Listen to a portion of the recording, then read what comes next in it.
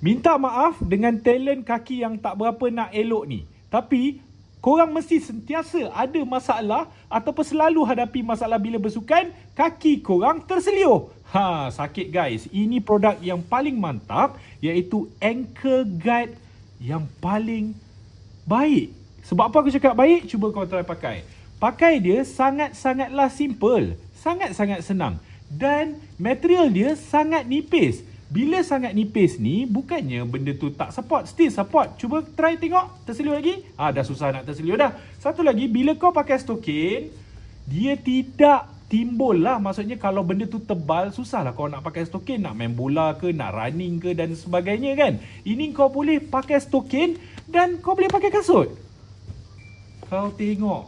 Mantap guys. So, korang kena dapatkan ankle guard ni sebab harga dia sangat-sangat murah guys. Kat mana kau nak dapatkan?